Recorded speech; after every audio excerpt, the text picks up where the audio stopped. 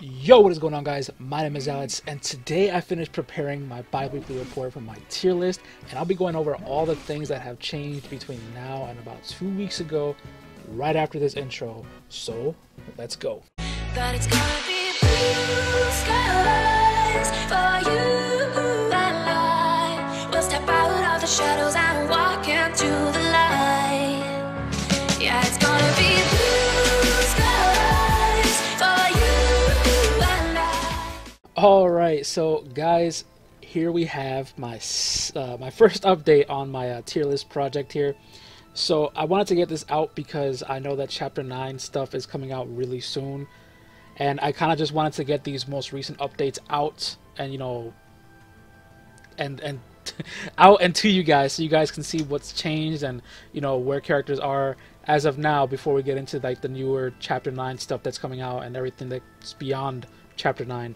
So with that, on this left side here, on the left side, this is the initial tier list that I had made, you know, about 2 weeks ago now.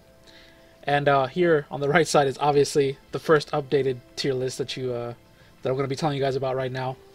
So the first change that I had to make was to Aerith. I have moved Aerith up into S tier, and you know, even in my previous video about this, I had talked about Aerith. She's very strong, guys. Like, I didn't have enough information on her back then because she had recently just came out, but after seeing her and using her, not myself using her, but seeing other people use her and, you know, getting used to having her around in co-op missions and stuff like that, I've seen what she's like, and I know that overall she's definitely in the number 2 spot for being the best bravery battery / support that you can get currently in the game. Honestly, she's like right behind Eiko, and she can honestly beat Eiko if the fight lasts long enough. Mostly because Aerith doesn't have to rely on ability uses to. I mean, she relies on her abilities to do things, but because her bravery battery comes from her like bravery plus attacks, you don't have to rely on an actual ability to get that bravery return to your team. So on longer fights, Aerith definitely, I think, at least in my opinion, she pushes past Eiko. But because of the state of the game right now, because, you know, things are like rushed down meta, like, you know, it's like you're trying to kill stuff as fast as possible. Usually you won't run out of things to use on Eiko if you're playing smart, and, you know, you'll still get it done, you know, relatively quickly. And Aerith, you know, she'll pretty much be right there with her. Like, Aerith will help you clear things just as easily, and if not, I mean, she'll make it even easier because you have a revive too, so that'll make doing like lost chapters, like I said before, super easy. You don't have to worry about anything. You know, she has you covered. So that's the reason why I moved her up to S tier. I was already on the fence, but, you know, after using her more, or after seeing her used more frequently, I finally got an idea of where she's at. So that's why she's in S tier. Next on my list is actually Y'shtola. With the introduction of her 35 CP, Y'shtola's bravery battery potential is amazingly high. Like, super high, guys. Like, I even did some math, and I'll probably put that up on the screen to show you guys. You know, I'll edit that in somewhere at this point, and I'll talk about it right here. Her Medica 2 is just amazing, but she just has that ramp up problem. That's the biggest problem. She still has that ramp up issue. But anyways, let's get into the math of this a little bit.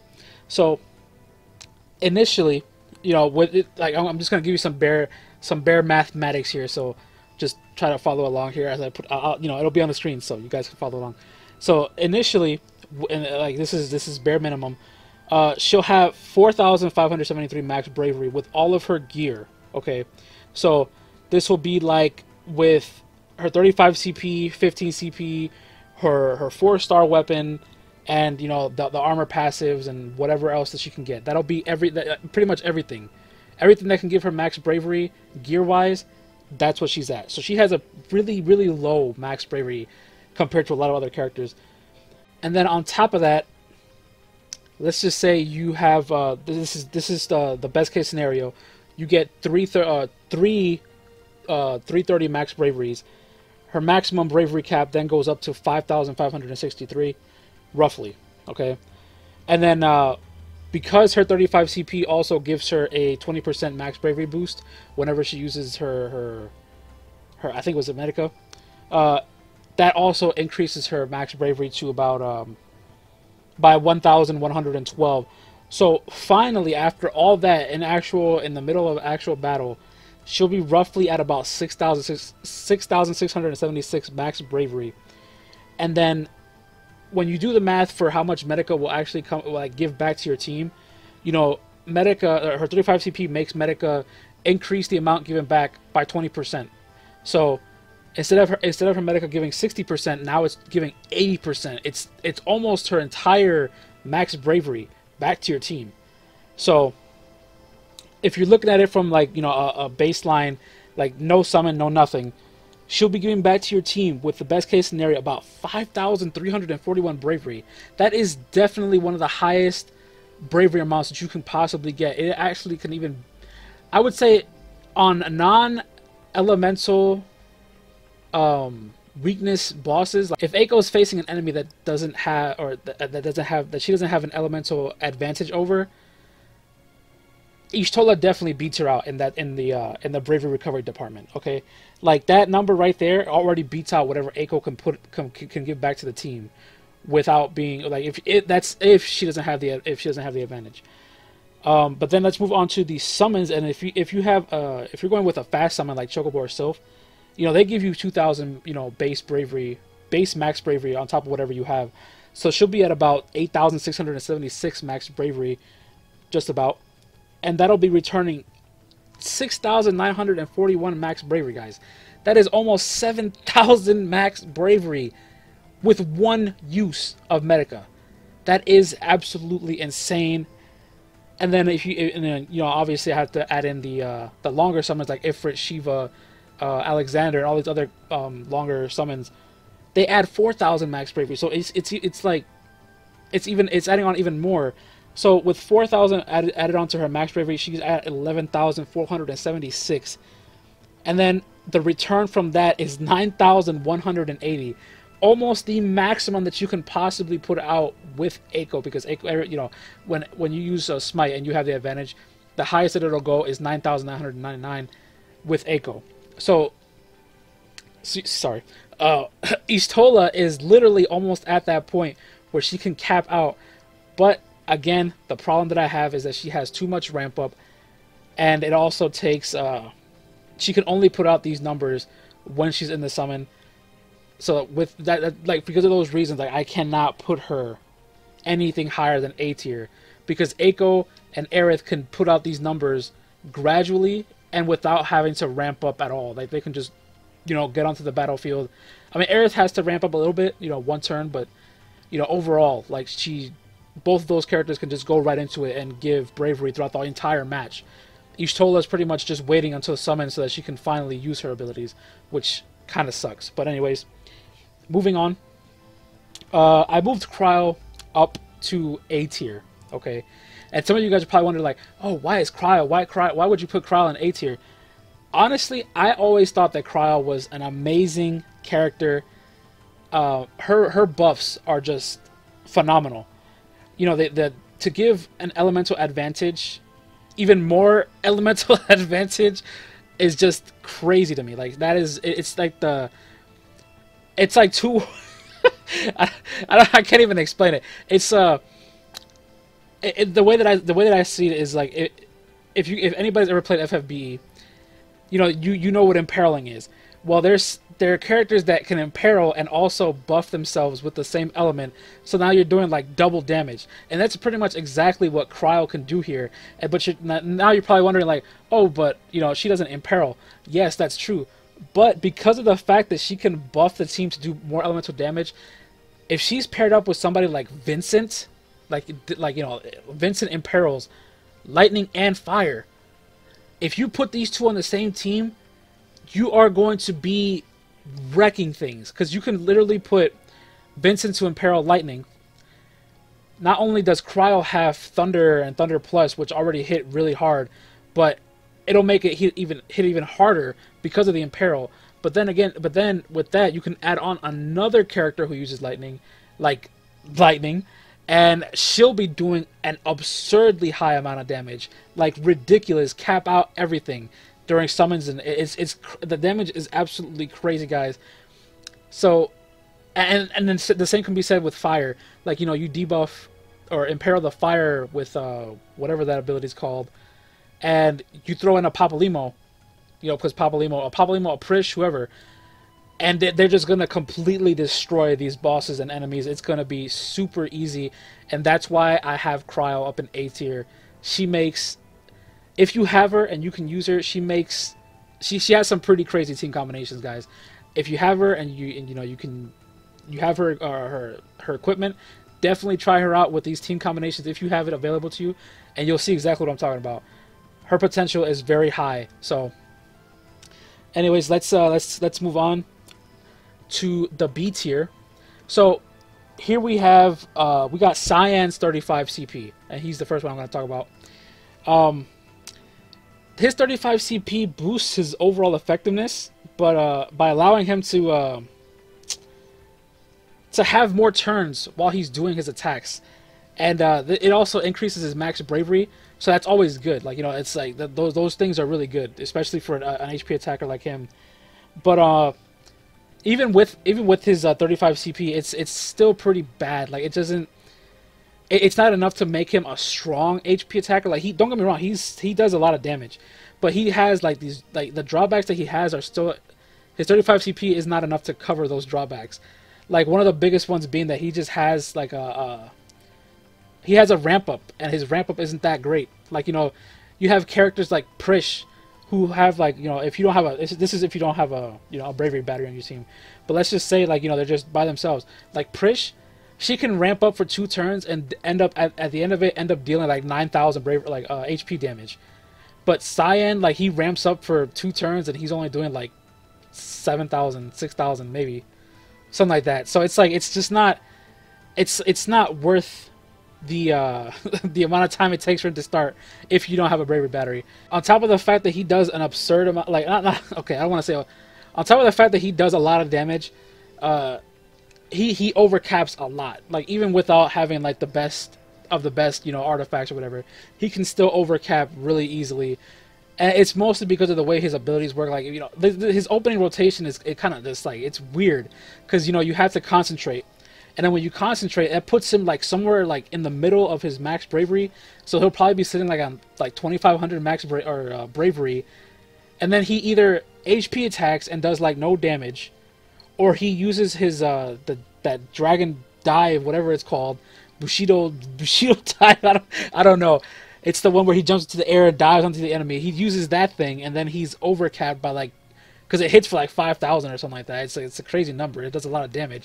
But then, you know, then from there, like, he already wasted like half of that bravery that he got from that ability.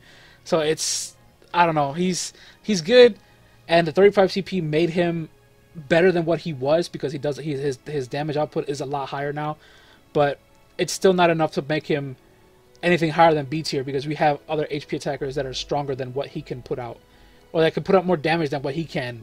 So, and that's without having to ramp up. Like, you know, we have like Tidus and Lightning, and, you know, even Ace, Seymour, and Cloud. That these well, not really Cloud. Cloud's an exception. They can just do stuff, and then they just use like a first turn quick hit with Tidus, first turn burst with Ace, second turn they're already into their rotation doing maximum damage, and there's no downtime on their, you know, on waiting for their abilities. So, you know, Cyan, he's in a good spot. Definitely better than what he was, but definitely not the best when it comes to doing damage. Before I go down any further, or before I move on to the newer characters that just came out, I want to give my thoughts on where I think Hope is, because we did just get his, we didn't just get it, but we did get his 15 CP recently, and his other 15 CP, the Ale Blanc or whatever it's called. I was very torn on this decision, because I feel like it was enough to make him S tier, but I don't want to give him S tier because he's a defensive character, so he doesn't give your team that offensive power to push through some stuff. Like he can make you he can let you turtle through some of the content, but he doesn't let you push through it quickly like the way that Eiko can or the way that Aerith can. So for that reason, I had to I kept him in A tier just to be fair, because I know that he's a very strong bravery battery as well. Like, you know, his defensive buffs are second to none. So he's very strong. He's definitely borderline S tier in my book anyways, but because of those things, like because I just can't put him in S tier because he's just not offensive enough in my opinion. So anyways, let's go on to the newer characters that we just got, and oh man, let's move on to this disappointment of a character that is Auron. So we got Auron, and you know, I was very, very sad that he was not what I was expecting him to be. Now, if you don't know, Auron, he's a debuffer, and he's not a very good debuffer, and many of you already know why, and it's because a lot of his abilities have a chance. You already know when the word chance comes up, it's never anything good. So immediately we have his 15 CP, which negates any kind of chance of his abilities of those two abilities not being applied on his banishing blade. Okay, so he gets that. At least those debuffs are applied, which is, I think, is the max bravery down and initial bravery down. And the one that is the most important, the ability that you look at and you're like, oh man, this is the greatest thing we've gotten so far. That one ability is the one that he only has like a 50 or 60% chance to actually apply, or something like that, or 40. It's somewhere. What is it? I think it's like somewhere like a 50% chance, somewhere in that range. It's the physical defense, or the physical resistance down debuff. Okay, like, don't get me wrong, guys. This ability is crazy strong. Like, I have Tidus pretty decently geared up. Well, he has his 35 CP, 15 CP, some good artifacts. And during a summon on this most recent co-op, on Auron's co-op for the worm, like during a summon, like I can literally go from like 1,000 bravery to 9,000 something bravery, to like pretty much capping out, just because of that physical, you know, resistance down that Auron puts up. Like, it's that strong of a debuff. But because it has such a low chance to be applied, it's unreliable. It's so unreliable. And then the other problem that I have with him is that he doesn't have that many uses on his abilities. Like, I think his banishing blade is only 3 uses, and his purgatory is only 4. Like, you only have 4 uses for a chance to get the debuff up. Like, don't get me wrong. Like, I mean, it's still a good chance to put it up, but it's like if there's a chance, like if there's a chance that he's not gonna get it up, there's a chance that he's never gonna get it up in that whole battle, and so you might just waste four different turns trying to get it up, and it'll never be applied. So that's damage completely wasted from that point forward, and it's just very bad. The way he was designed at this point is just not good, guys. I mean, he's still a good character, don't get me wrong. Like, that debuff, like, if he does apply it, it is absolutely crazy, like the amount of damage you can put out with some of these characters. But because he's a dice roll, I had to put him in B tier. If he had a more guaranteed chance of putting Purgatory up, then yes. I mean, sure, his 35 CP increases the chance that it can be applied, but it's still not a very good chance no matter what, regardless. So because of that, I had to put him in B tier, because he's just too unreliable. And now let's go ahead and look at Lion, the other character that we got recently. I put her in B tier, and now a lot of you guys might be thinking like, oh, Lion, she's not that great. Why is Lion rated so highly? Why are you putting her in B tier? Well, you know, because of a forum friend, Bard in particular, he brought awareness to what she can actually do, and it made me think, like, maybe I was looking at her unfairly the first time she came out, or when she was released, and I just had to go back and look through her kit once again to try and judge her a bit more fairly. So initially I had thought of putting her in C tier, but then I had decided to put her up in B tier, and here's why. She has a lot of really good stuff, guys. Like she has a really good kit going on for her. Like, you know, she with her 15 CP and her 35 CP, she gets like an attack buff, a max bravery buff, and a critical hit chance buff. So she already has 3 really strong self buffs right off the bat. On top of that, she can debuff, I think it was defense and max bravery. Both of them are like a level 1 type of debuff, but still, she can still do that, which is more that can be said about some of these other characters that are in, you know, C tier, or, you know, other characters. Well, not other characters in B tier. Most of the characters in B tier have some kind of debuff and buffing potential on themselves. So it makes her really strong. And the other thing that really stood out as well is that, you know, her passives are also really good. If she runs with like a tank, for example, like a taunting tank like Warrior of Light or Snow, and they can keep the attention of the enemies that you're facing, she gets a 100% crit chance on all of her stuff, as long as they're not looking at her. So no matter what, she's always going to be doing maximum damage and shaving a ton of bravery off of these enemies, as long as they're not looking at her. But I understand that it's, you know, you have to bring a tank for this method, but it's still really good to think, you know, maybe not now, it probably won't be as strong now, but definitely look like going towards the future, like you definitely have to keep that in mind, because it's definitely a strong combination moving forward, especially when content starts to get a lot more tough, a lot more difficult, where tanks are going to be a lot more are going to be seen a lot more often. So that's why I have her in B tier. Like, you know, she doesn't have any bravery plus HP attacks, and that's like pretty much her only flaw right now.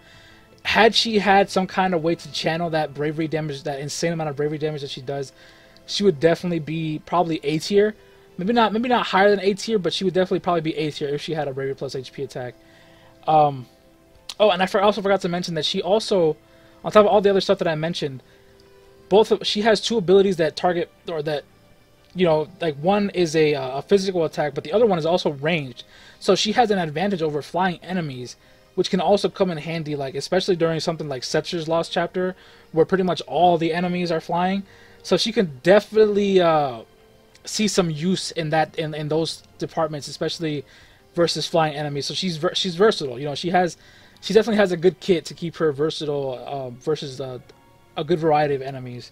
Alright, well, that's going to wrap up things here for this video. I just wanted to update you guys on what's happening with my tier list. Let you guys know that, yes, I am still updating it and keeping it alive with recent information. I'll leave a link to it down below to my forum post about it, which covers what I said in this video a little bit more in detail, I guess. You know, it's really crazy, like, you know, how much things can change in just 2 weeks. But anyways, hopefully my next video will be on Chapter 9 stuff that should be happening very soon. And if it doesn't happen soon, well, I'll probably just come up with something for you guys. I'll probably start on that second account that I was mentioning in the previous video in the meantime. So, yeah, until next time, bye guys.